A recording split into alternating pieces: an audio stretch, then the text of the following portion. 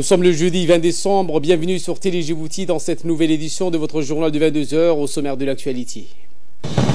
Le président de la République, Ismaël Marguerite, a reçu ce matin la secrétaire exécutive de la Commission économique pour l'Afrique.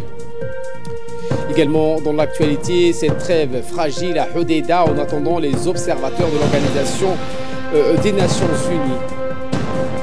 Voilà pour les titres. Bienvenue sur Télé Djibouti. Le président Ismaël Marguerite a reçu ce matin la secrétaire exécutive de la Commission économique pour l'Afrique des Nations Unies, Madame Vera Sangwe.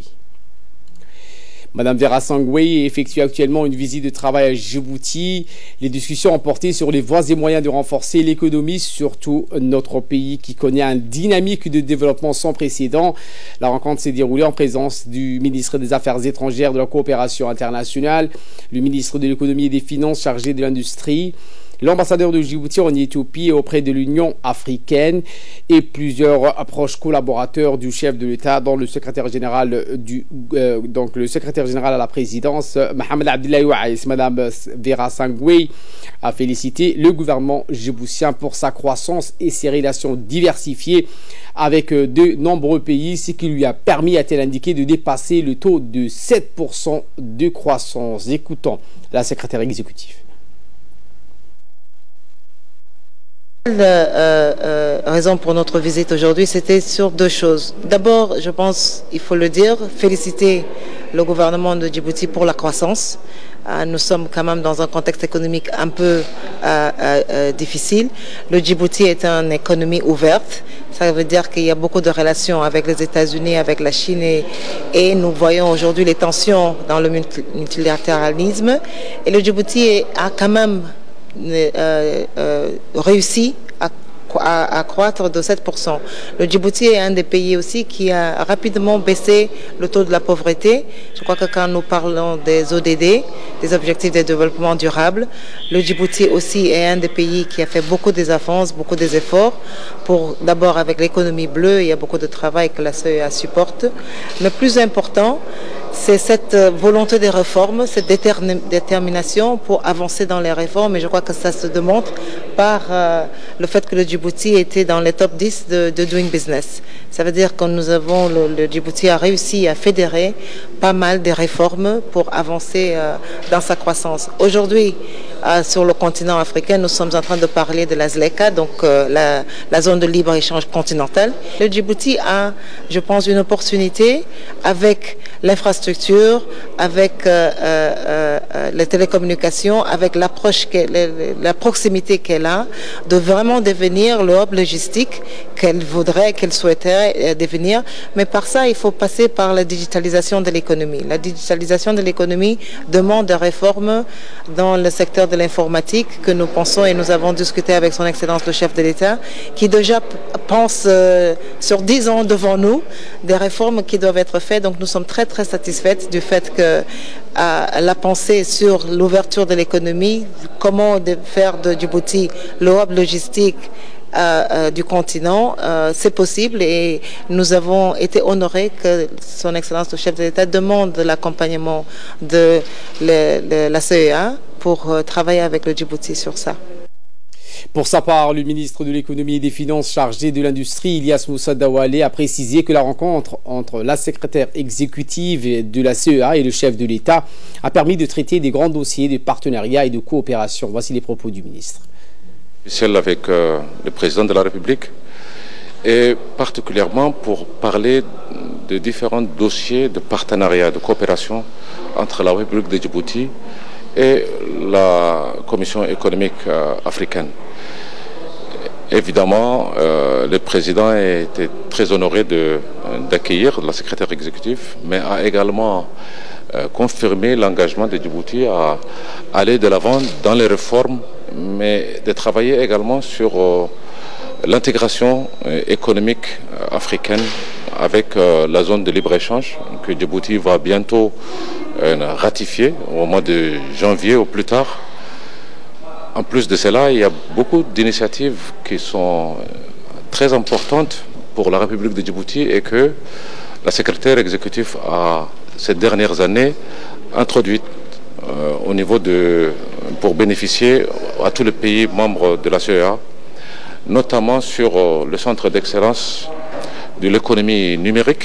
Vous savez très bien que Djibouti a beaucoup de potentiel dans le domaine du développement numérique, avec les capacités de télécommunication que Djibouti dispose, qui est unique en Afrique en termes de capacité, avec 8 câbles sous-marins.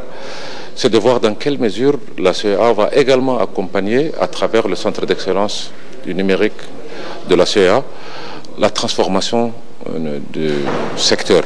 C'est-à-dire travailler sur le big data, c'est de travailler sur l'intelligence artificielle, et tout ça nécessite des réformes des entreprises publiques à Djibouti, et c'est le deuxième point majeur que la secrétaire exécutive a eu l'occasion de parler avec le président dans les différentes réformes qui sont engagées.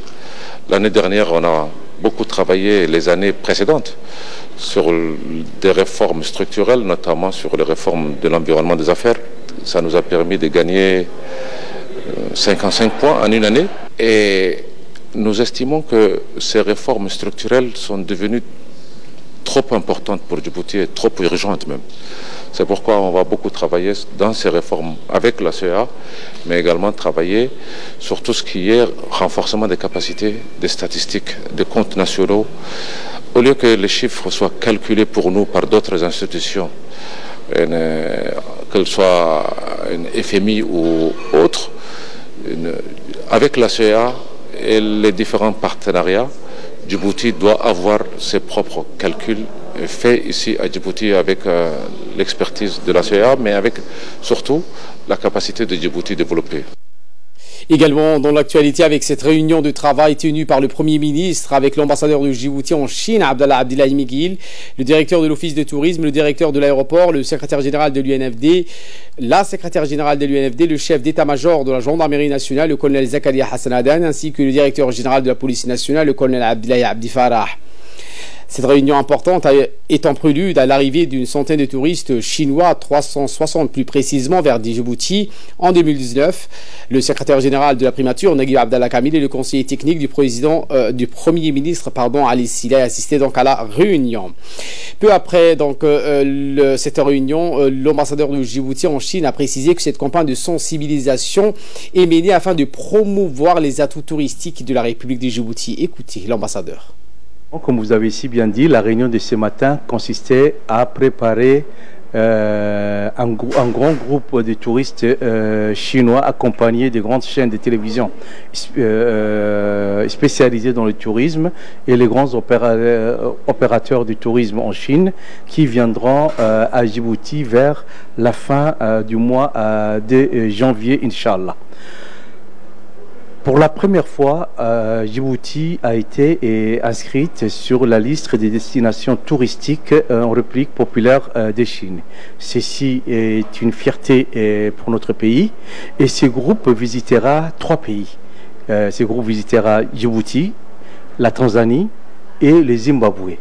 Donc c'est un test tant pour la capacité d'accueil que pour tout ce qui a trait aux sites touristiques et autres accueils que nous allons fournir à nos autres touristes chinois qui viendront à Djibouti. C'est dans ce sens que cette réunion consistait à préparer ce premier groupe très important qui viendra avec un vol spécial de Shanghai et nous espérons pouvoir les accueillir dans les meilleures conditions afin que de plus en plus de touristes chinois puissent venir découvrir la République de Djibouti, ses beaux sites, sa faune et sa flore marine intacte et surtout la beauté de nos paysages et tous les produits artisanaux de Djibouti. À l'Assemblée nationale s'est tenue ce jeudi en marge d'une séance plénière la conférence des présidents. La réunion dirigée par le président de l'Assemblée nationale, Mohamed Ali Hamad, a permis de fixer l'ordre du jour et la date de la prochaine séance. Les députés ont examiné et décidé de transmettre à la Commission des finances le projet de loi de finances numéro 34 de l'année 2018 de la 8e législature. Enfin, la date de la prochaine séance plénière a été fixée pour le mercredi 26 décembre. Lors de cette conférence des présidents, le gouvernement était représenté par le Premier ministre Abdelkader Kamil Mohamed. Également dans l'actualité, le ministre de la Santé, Dr Jamal Maouki, a présidé hier une cérémonie de lancement de l'enquête nationale nutritionnelle avec la méthodologie SMART qui sera mise en œuvre avec l'appui de l'UNICEF. Explication. Le représentant de la Banque mondiale, M. Atousek, a salué la pertinence de ce projet d'enquête qui vient à point nommé, puisqu'il va servir de socle pour toutes les futures stratégies pour la lutte contre la malnutrition et contre le retard de croissance à Djibouti. Et pour sa part, la coordinatrice du système des Nations Unies, Barbara Mendy, s'est félicitée de l'implication de la communauté et de la participation inclusive de toutes les parties prenantes dans la mise en œuvre de ce projet, que sont les gages de succès de cette enquête SMART sur la situation nutritionnelle dans le pays. L'UNICEF étant le principal partenaire de ce projet d'enquête SMART, la représentante Maondé a saisi l'occasion pour démontrer l'importance et l'efficience de cette enquête dans la lutte multiforme menée par le département de la santé contre la malnutrition des enfants âgés de moins de 5 ans. Et quant à l'ambassadeur de l'Union européenne, Adam Koulash, il a rappelé l'engagement ferme de l'Union européenne dans la lutte contre la malnutrition sur tous les fronts, notamment avec la résolution de la problématique de l'accès à l'eau. Le commissaire au plan Amari Ali Saïd a pour sa part rappelé les grandes lignes des nouvelles orientations gouvernementales en matière des statistiques en appelant à une plus grande appropriation de chacun des partenaires techniques et financiers. Cette méthodologie spécifique de réalisation des enquêtes nutritionnelles qui se démarque des autres sur plusieurs points, est une garantie de qualité et de fiabilité des résultats qui en seront issus. Et nous veillerons à ce qu'il en soit ainsi dans sa mise en exécution. La réalisation de cette enquête, après celle d'EDAM 4, permet, en mettant à disposition assez d'indicateurs et d'informations statistiques, notamment les indicateurs de malnutrition, d'allaitement maternel, de mortalité et des suppléments de vitamines A. Enfin, le ministre de la Santé a présenté l'objectif général de la présente enquête qui est d'évaluer l'état nutritionnel des enfants de moins de 5 ans dans la population générale de Djibouti. L'objectif général de la présente enquête SMART est d'évaluer l'état nutritionnel et de santé des enfants de moins de 5 ans dans la population de toute la République de Djibouti. Plus spécifiquement, elle permettra d'évaluer l'état nutritionnel national actuel d'enfants âgés de 0 à 5 ans, à moins de 5 ans, en fonction des taux de malnutrition aiguë, des taux de malnutrition chronique et la prévalence de l'insuffisance péripondérale, d'évaluer les pratiques alimentaires du nourrisson et des jeunes enfants, principalement l'allaitement exclusif pour les enfants de 0 à 6 mois. Cette présente enquête SMART devra permettre de mesurer avec acuité et précision le chemin parcouru et d'évaluation ainsi que les progrès accomplis. Mais cette fois, une réunion de sensibilisation et de concertation sur l'importance de l'adoption d'un planning familial au sein d'un couple qui a été organisée hier au Sheraton Hotel par le ministère de la Femme et de la Famille au profit des élus locaux, des membres du Haut Conseil islamique. La rencontre a été dirigée par la ministre de la Femme et de la Famille, Mme Moumena Ahmed Hassan. Elle a vu également la participation de la secrétaire générale de l'UNFD, Fatouma, et la représentante du bureau du FUNIAP, Mme Aïcha Ibrahim, et des responsables du Haut Conseil islamique. Eh bien, la ministre de la Femme et de la Famille a rappelé donc dans son allocution l'importance de l'espacement des naissances au sein d'un ménage ou d'une famille. La rencontre vise donc à sensibiliser les leaders religieux afin qu'ils se rallient à ce principe. Du capital humain. Pour parvenir à un développement du capital humain, un pays doit notamment investir dans la couverture de santé universelle, c'est-à-dire faire en sorte à ce que chaque individu ait accès à des services de santé de qualité et abordables. Et en particulier, il s'agit de garantir à chaque femme, à chaque enfant et à chaque enfant qu'ils puissent bénéficier de soins de qualité à un coût accessible et quand il en a besoin. Cela signifie avoir un service complet de santé, de la reproduction, de la mère, du nouveau-né et de l'adolescent. Et voilà qui nous ramène de parler de cet exercice et entraînement au sein des forces armées djiboutiennes. Tôt ce matin, le chef d'état-major général des armées, le général de corps d'armée, Zakaria Cheikh Ibrahim, s'est envolé à bord de l'hélicoptère militaire pour inspecter le bataillon d'intervention rapide stationné à Alioune et commandé par le capitaine Omar Ali Hassan. La suite avec Ahmed Hamad. Dans ces déplacements, le général Zakaria Cheikh Ibrahim était accompagné du général de brigade Tahir Ali Mohamed, chef d'état-major de la défense, et d'une forte délégation militaire. À la descente de l'hélicoptère, les SEMGA étaient accueillis par le capitaine Omar Ali Hassan, commandant les birs, puis le général Zakaria Cheikh Ibrahim a participé à la traditionnelle revue des troupes. Une fois les honneurs rendus, les SEMGA assistaient à une présentation d'un exercice de combat relatif à une attaque de belligérants et les mesures entreprises. Dans cet exercice, il a été question de revoir les connaissances acquises dans la gestion d'un conflit, et plus particulièrement la prise en charge de blessés et la reconquête d'une zone. Cette démonstration est l'occasion pour les éléments du bataillon d'intervention rapide de démontrer leurs connaissances, leurs compétences et les savoir-faire acquis dans la lutte contre le malfaiteur et la protection de la souveraineté de notre territoire. En effet, le bataillon d'intervention rapide BIR, mis sur pied en 2017, se veut le noyau central offensif des forces armées djiboutiennes destiné à servir de soutien aux forces armées djiboutiennes dans les opérations de grandes envergures et projetables à tout moment. Par la suite, les SEMGA assistaient à une démonstration de corps à corps. Ceci permet d'enrichir et d'aguerrir les soldats.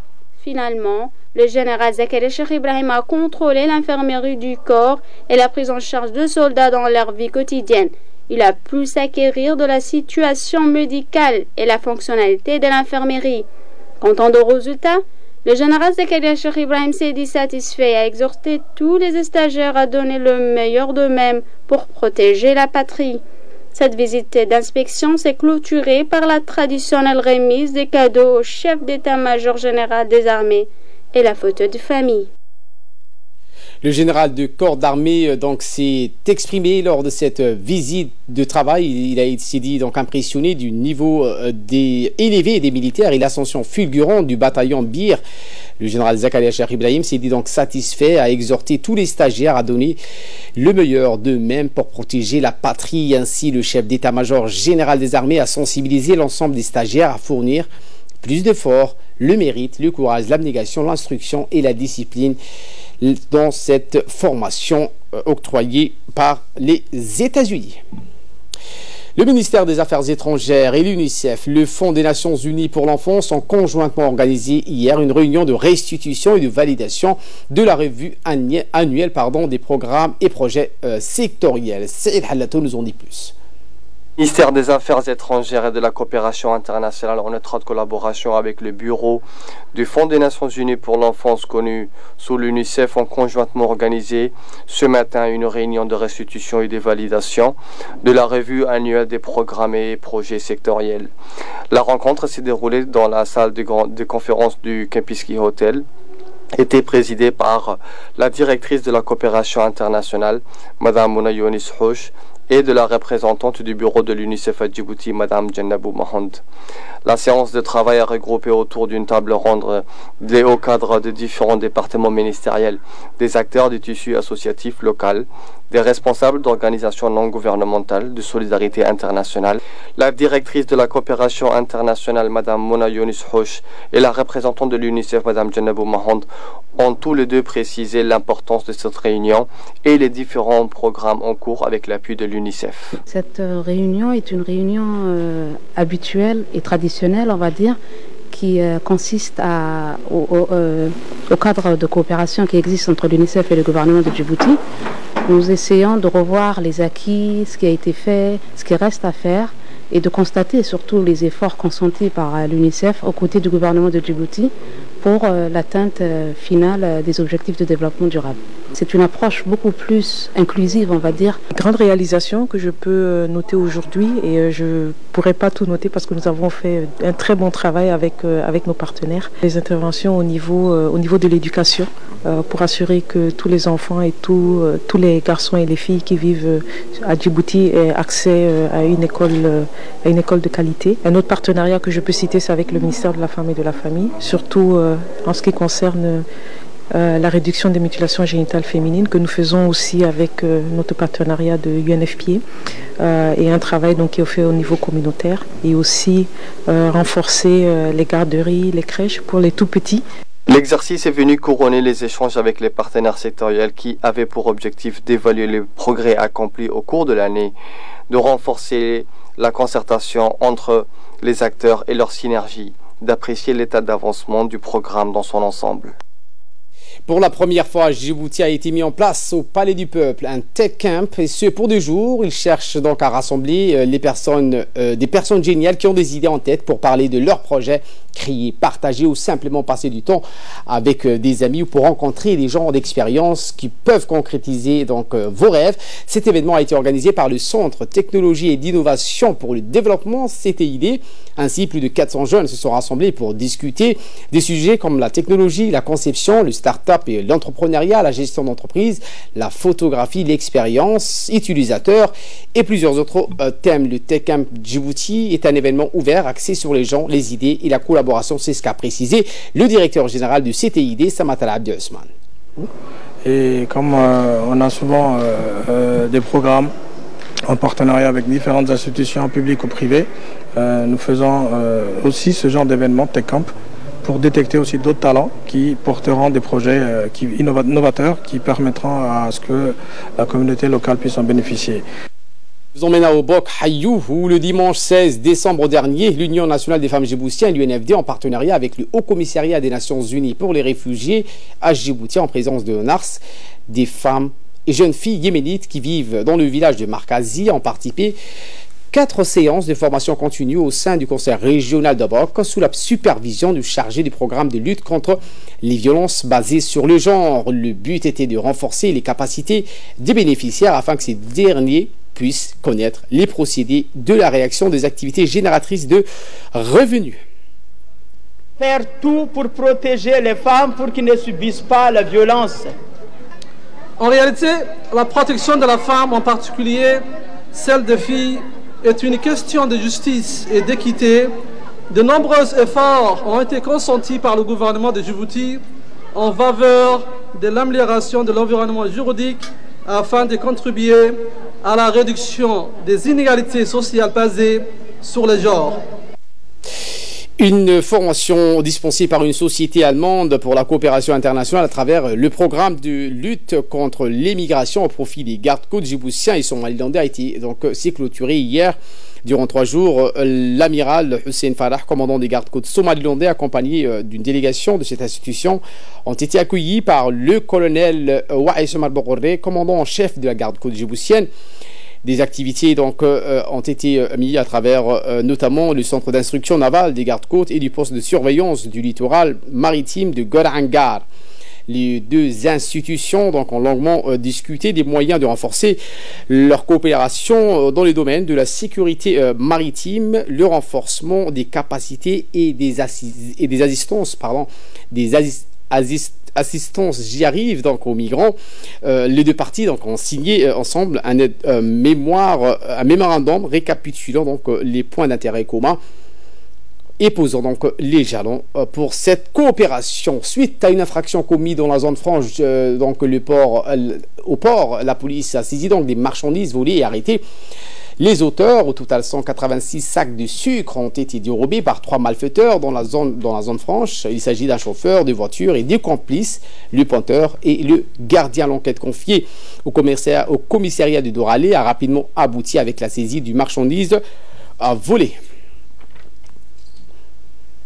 Et de là, nous passons aux nouvelles à travers le monde. Je vous le disais en titre, au Yémen, cette trêve fragile à Hodeida, en attendant les observateurs de l'Organisation des Nations Unies. La trêve reste fragile autour du port stratégique de Hodeida, dans l'ouest du Yémen, après des nouveaux combats sporadiques nocturnes, en attendant le déploiement d'observateurs des Nations Unies, visant donc à consolider le cessez-le-feu entre forces loyalistes et rebelles Houthis. Voilà pour l'essentiel de ce 22h. Merci à vous de nous avoir suivis et très bon suivi des programmes sur Télé Djibouti.